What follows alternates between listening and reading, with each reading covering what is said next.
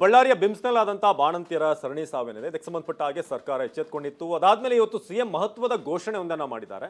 ಈ ಹಿಂದಿನ ಅಮೌಂಟ್ ಏನಿತ್ತು ಪರಿಹಾರ ಅಂತ ಅದನ್ನ 5 ಲಕ್ಷಕ್ಕೆ ಏರಿಸಲಾಗಿದೆ. ಇದರ ಜೊತೆಗೆ ಬೆಳಗಾವಿಯಲ್ಲೂ ಕೂಡ ಇಂಥದ್ದೇ ಒಂದಷ್ಟು ಪ್ರಕರಣಗಳು ಬೆಳಕಿಗೆ ಬಂದಿದೆ. ಹಾಗಾದ್ರೆ ಅಲ್ಲಿ ಎಷ್ಟು ಬಾಣಂತಿಯರ ಸಾವಾಗಿದೆ, ಮಕ್ಕಳು ಶಿಶುಗಳ ಸಾವು ಎಷ್ಟಾಗಿದೆ, ಈ ಬಗ್ಗೆ ಒಂದು ರಿಪೋರ್ಟ್ ಇದೆ, ಬನ್ನಿ ನೋಡೋಣ.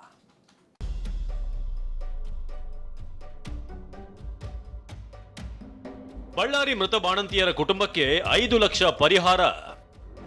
ಸಂಡೂರು ಅಭಿನಂದನಾ ಕಾರ್ಯಕ್ರಮದಲ್ಲಿ ಸಿಎಂ ಘೋಷಣೆ.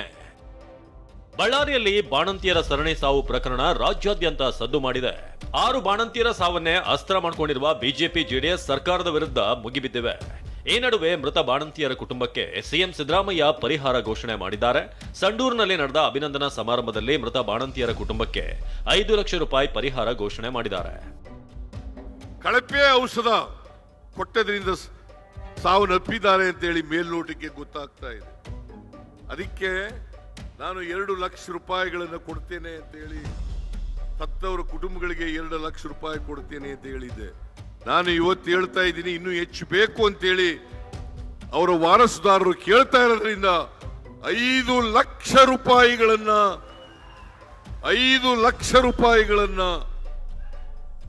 ಸತ್ತವರ ವಾರಸುದಾರರಿಗೆ ಕೊಡುತ್ತೇವೆ ಅಂತಕ್ಕಂಥ ಮಾತುಗಳನ್ನು ಹೇಳಲಿಕ್ಕೆ ಬಯಸ್ತಾ ಇದ್ದೇನೆ. ಇನ್ನು ಸಮಾರಂಭದಲ್ಲಿ ಮಾತನಾಡಿದ ಉಸ್ತುವಾರಿ ಸಚಿವ ಜಮೀರ್ ಅಹಮದ್, ಬಿಮ್ಸ್ನಲ್ಲಿ 5 ಬಾಣಂತಿಯರು ಮೃತಪಟ್ಟಿದ್ದು ದುರದೃಷ್ಟಕರ. ಮೊದಲ 2 ಲಕ್ಷ ಸೇರಿ ಹೆಚ್ಚುವರಿ 3 ಲಕ್ಷ ಪರಿಹಾರ ನೀಡ್ತೇವೆ ಎಂದಿದ್ದಾರೆ. ಆಗಬಾರ್ದಾಗಿತ್ತು. 5 ಜನ ಸತ್ತಿರೋರು ಬಡವರಾಗಿದ್ದಾರೆ ಅಂತ ನನ್ನ ಮಾಹಿತಿ ಬಂದಿದೆ. ಅವರಿಗೆ 2 ಲಕ್ಷ ಘೋಷಣೆ ಮಾಡಿದ್ಯಾ, ಇನ್ನು 3 ಲಕ್ಷ ಘೋಷಣೆ ಮಾಡು, 5 ಲಕ್ಷ ಪರಿಹಾರ ಕೊಡ್ತೀವಿ ಅಂತ ಮಾನ್ಯ ಮುಖ್ಯಮಂತ್ರಿ ಇವತ್ತು ಸೂಚನೆಯನ್ನ ಕೊಟ್ಟಿದ್ದಾರೆ. ಇನ್ನು ಬಾಣಂತಿಯರ ಸರಣಿ ಸಾವು ಪ್ರಕರಣಕ್ಕೆ ಸಂಬಂಧಪಟ್ಟ ಹಾಗೆ ಕೇಂದ್ರ ಸಚಿವ ಪ್ರಹ್ಲಾದ್ ಜೋಶಿ ಸರ್ಕಾರದ ವಿರುದ್ಧ ಹರಿಹಾಯ್ದಿದ್ದಾರೆ. ಪ್ರಕರಣವನ್ನ ಸರ್ಕಾರ ಗಂಭೀರವಾಗಿ ಪರಿಗಣಿಸಿಲ್ಲ ಅಂತ ಆರೋಪಿಸಿದ್ದಾರೆ. ಇದಕ್ಕೆ ತಿರುಗೇಟು ಕೊಟ್ಟ ಸಚಿವ ಕೃಷ್ಣ ಬೈರೇಗೌಡ, ಪ್ರಕರಣವನ್ನ ರಾಜ್ಯ ಸರ್ಕಾರ ಗಂಭೀರವಾಗಿ ಪರಿಗಣಿಸಿದೆ ಎಂದಿದ್ದಾರೆ. ಬಳ್ಳಾರಿಯಲ್ಲಿ ಬಾಣಂತಿಯರ ಸಾವು 21ನೇ ಶತಮಾನದಲ್ಲಿ ಇಷ್ಟೊಂದು ಮೆಡಿಕಲ್ ಸೈನ್ಸ್ ಮುಂದುವರೆದಂತಹ ಕಾಲದಲ್ಲಿ ಆಗ್ತಾ ಇರೋದು ಒಂದು ಅತ್ಯಂತ ನಾಚಿಕೆಗೇಡಿನ ಸಂಗತಿ. ಸರ್ಕಾರ ಅದನ್ನ ಎಲ್ಲಿವರೆಗೆ ಹೋರಾಟ ಆಮರಣ ಅಂತ ಉಪವಾಸ ಶುರುವಾಗಲಿಲ್ಲ ಅಲ್ಲಿವರೆಗೆ ಗಂಭೀರವಾಗಿ ಪರಿಗಣಿಸ್ತಾ ಇರುವಂಥದ್ದು ಅದಕ್ಕಿಂತ ಹೆಚ್ಚು ನಾಚಿಕೆಗೇಡಿನ ಸಂಗತಿ. ಆಗಿರೋ ಘಟನೆ ಮುಖ್ಯ ಮತ್ತು ಘಟನೆ ದುರಂತದ ಮುಖ್ಯ. ಎಷ್ಟು ಪರಿಹಾರ ಕೊಡಬೇಕು ಅನ್ನೋದ್ರ ವಿಷಯದಲ್ಲಿ ಖಂಡಿತವಾಗಿ ನಾವು ಚರ್ಚೆ ಮಾಡ್ತೇವೆ. ಅದಕ್ಕೆ ಸೂಕ್ತ ಪರಿಹಾರ ಕೊಡೋದ್ರ ಬಗ್ಗೆನೂ ಕೂಡ ನಮ್ಮದೇನು ಇದಿಲ್ಲ, ಅದರಲ್ಲಿ ಅಡ್ಡಿ ಆತಂಕ ಇಲ್ಲ. ಆದರೆ ದುರಂತ ಆಗಬಾರ್ದಾಗಿತ್ತು, ಅದರಲ್ಲಿ ಸ್ಪಷ್ಟ ನನ್ನ ಅಭಿಪ್ರಾಯವೂ ಕೂಡ. ಅದಕ್ಕೆ ನ್ಯಾಯ ಕೊಡುವಂಥ ಕೆಲಸವನ್ನು ಸರ್ಕಾರ ಮಾಡ್ತೇವೆ. ಇನ್ನು ಬಾಣಂತಿಯರ ಸಾವಿನ ಬಗ್ಗೆ ಬಿಜೆಪಿ ನಾಯಕರಾದ ರೇಣುಕಾಚಾರ್ಯ ಹಾಗೂ ಬಸವನಗೌಡ ಯತ್ನಾಳ್ ಸರ್ಕಾರದ ವಿರುದ್ಧ ತೀವ್ರ ವಾಗ್ದಾಳಿ ನಡೆಸಿದ್ದಾರೆ. ಸುಳ್ಳು ಭರವಸೆ ನೀಡಿ ಕಾಂಗ್ರೆಸ್ ಅಧಿಕಾರಕ್ಕೆ ಬಂದಿದೆ. ರಾಜ್ಯದಲ್ಲಿ ಸುಮಾರು 300 ಬಾಣಂತಿಯರ ಸಾವಾಗಿದೆ ಅಂತ ರೇಣುಕಾಚಾರ್ಯ ಹೇಳಿದ್ದಾರೆ. ರಾಜ್ಯ ಸರ್ಕಾರಕ್ಕೆ ಯಾವುದೇ ಜವಾಬ್ದಾರಿ ಅನ್ನೋದೇ ಇಲ್ಲ ಅಂತ ಯತ್ನಾಳ್ ಆಕ್ರೋಶ ಹೊರಹಾಕಿದ್ದಾರೆ. ಇವತ್ತು ನಾನು ಕೇಳಕ್ಕೆ ಇಚ್ಛೆ ಪಡ್ತೀನಿ, ಸಿದ್ದರಾಮಯ್ಯನವರೇ, ದಾವಣಗೆರೆ ಒಂದರಲ್ಲಿ ಕಳೆದ 7 ತಿಂಗಳಿಂದ 137 ನವಜಾತ ಶಿಶುಗಳು ಮರಣ ಹೋಮ ಆಗಿದೆ. ಮತ್ತು ಬಾಣಂತಿಯರು ಒಟ್ಟು ರಾಜ್ಯದಲ್ಲಿ ದಿನೇಶ್ ಗುಂಡೂರಾವ್ ಹೇಳಿದರೆ, ಆರೋಗ್ಯ ಸಚಿವರು ಕೇವಲ ಅಧಿಕಾರಿಗಳ ಸಭೆಯನ್ನು ಮಾಡಿ 300 ಜನ ಬಾಣಂತಿಯರು ಸಾವಾಗಿದೆ ಅಂತ ಹೇಳಿದಿರಿ. ಇವತ್ತು ಸರ್ಕಾರದಲ್ಲಿ ಯಾವುದೂ ಜವಾಬ್ದಾರಿ ಅನ್ನೋದಿಲ್ಲ. ಯಾರಿಗೂ ಅದ್ರ ಬಗ್ಗೆ ಜನರ ಒಂದು ಇದ್ರ ಬಗ್ಗೆ ಕಷ್ಟ ನಷ್ಟದ ಬಗ್ಗೆ ಇದ್ದಿಲ್ಲ. ಅವ್ರು ಬರೀ ಖುಷಿ ಪಡಿಸೋಂಥದ್ರಾಗಿ ಉಳಿದ್ಬಿಟ್ಟಾರೆ. ಬರೀ ಹೈಕಮಾಂಡಕ್ಕೆ ಹೋಗಿ ದುಡ್ಡು ಕೊಡೋದು ಮತ್ತು ಸಿದ್ದರಾಮಯ್ಯನವ್ರು ಹೋಗೋದು, ಡಿ ಕೆ ಶಿವಕುಮಾರ್ ಹೋಗೋದು. ಬಾಣಂತಿಯರ ಸರಣಿ ಸಾವಿನ ಬಗ್ಗೆ ತನಿಖೆ ಮಾಡ್ತೇವೆ ಅಂತ ಸಚಿವೆ ಲಕ್ಷ್ಮೀ ಹೆಬ್ಬಾಳ್ಕರ್ ಹೇಳಿದ್ದಾರೆ. ಬೆಳಗಾವಿಯಲ್ಲಿ ಟಿವಿ9 ಜೊತೆ ಮಾತನಾಡಿದ ಹೆಬ್ಬಾಳ್ಕರ್, IV ದ್ರಾವಣದಿಂದ ಆಗಿದೆಯಾ, ಏನಾಗಿದೆ ಅಂತ ತನಿಖೆ ಮಾಡ್ತೀವಿ ಎಂದಿದ್ದಾರೆ.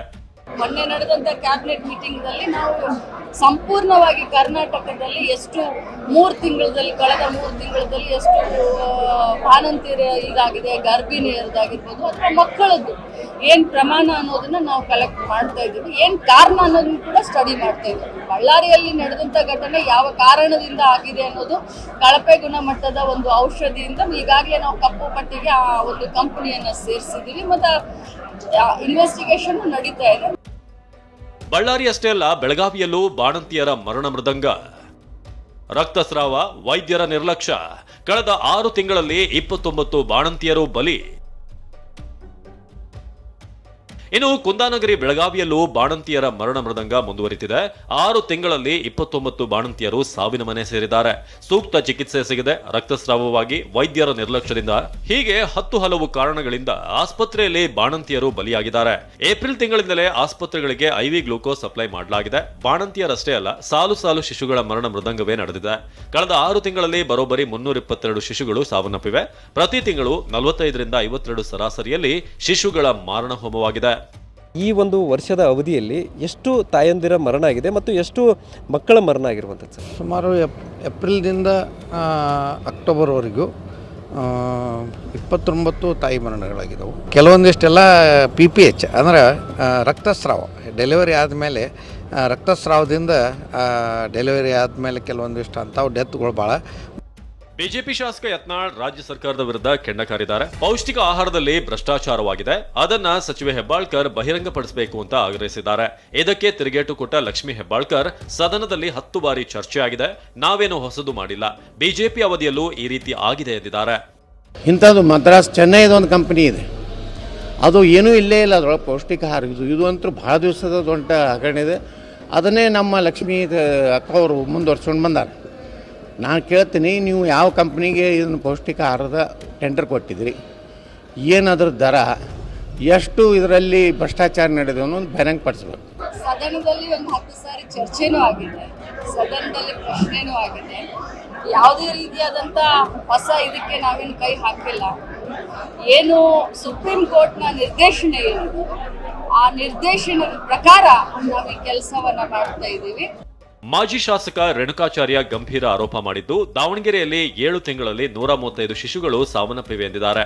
ಸಿದ್ದರಾಮಯ್ಯನವರೇ, ದಾವಣಗೆರೆ 1ರಲ್ಲಿ ಕಳೆದ 7 ತಿಂಗಳಿಂದ 135 ನವಜಾತ ಶಿಶುಗಳು ಮರಣ ಹೋಮ ಆಗಿದೆ.